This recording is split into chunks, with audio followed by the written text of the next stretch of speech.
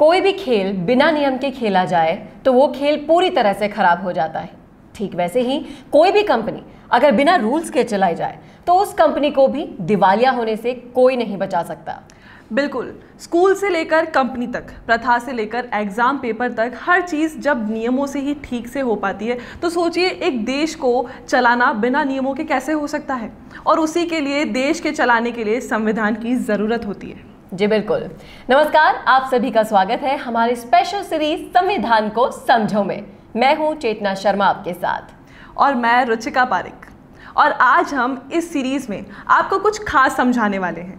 आप अगर कोई शहर बहुत सालों बाद आते हैं या किसी भी जगह कई सालों बाद जाते हैं तो आपको हमेशा ही वहाँ बदलाव नज़र आता है।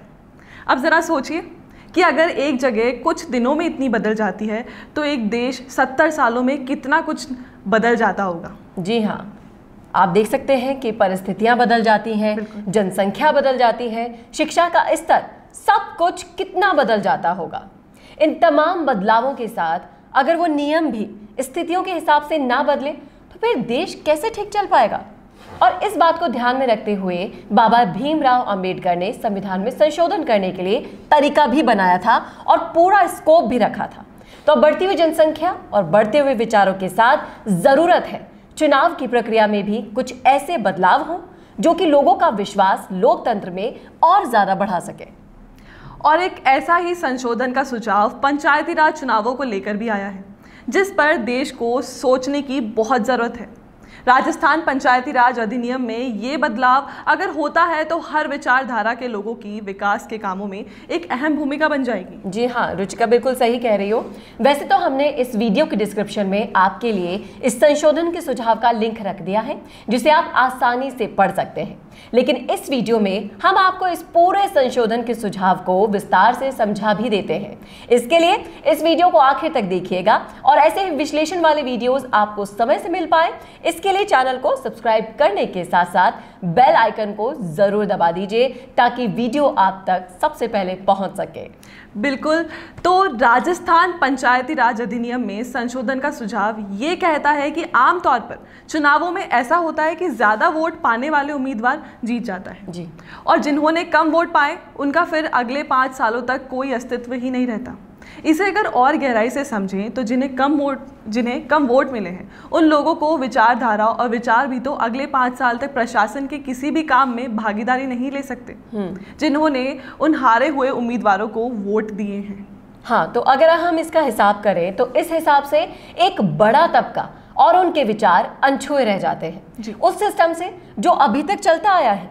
और ये संशोधन इस बात को भी कहता है कि जिसके वोट कम आए हों उसे भी कम से कम उतने लोगों का तो प्रतिनिधित्व करने का मौका मिले जिन लोगों ने उसे वोट दिया है। बिल्कुल। और इसलिए 2 या उससे ज्यादा वोट लाने वाले को इस संशोधन सुझाव के हिसाब से प्रतिनिधि बनने का अधिकार मिलता है और किसी भी मौके पर उतना मत रखने का अधिकार है जितने लोगों ने उसे इलेक्शन के वक्त वोट दिया था। बिल्कुल सही कह रही हैं आप। अब जरा सोचिए अगर ये सुझाव लागू हो जाता है तो कितना बदलाव आएगा। हर विचार को देश के विकास में सम्मिलित किया जाएगा। चुनाव के बाद भी 5 सालों तक लोगों को लगेगा कि हमारी भागीदारी लोकतंत्र में लगातार हो रही है। सब प्रतिनिधि अपनी जनता के लिए और ज़्यादा वफादार होंगे। आप भी डिस्क्रिप्शन में इस संशोधन के सुझाव को पढ़िएगा और अपने विधायक को कहिएगा कि इस विधानसभा में रखें और राज्य के लोकतंत्र को मजबूत करने में अपनी भूमिका अदा करें। जी हाँ, और अगर हम लोकतंत्र में रहते हैं तो हमें अपने लोकतंत्र को मजबूत करने के लिए पहल करनी होगी और ये पहल वाकई में बहुत अच्छी है। इसीलिए आप सभी को इसके लिए एकजुट होना होगा। इसे अच्छे से समझने के लिए डिस्क्रिप्शन में जाकर लिंक पर क्लिक कीजिए, वहां आपको पूरी इंफॉर्मेशन भी मिल जाएगी और जो कुछ भी हमने इस वीडियो में आपको बताया मैं उम्मीद करती हूं कि आप समझ गए होंगे कि अब हमें अपने लोकतंत्र के लिए आवाज उठाना कितना जरूरी हो गया है। इस देश को अगर आगे ले जाना है, भविष्य पीढ़ी को और ग्रोथ देनी है तो हमें इनमें बदलाव करना होगा क्योंकि बदलाव ही परिस्थितियों का नियम है।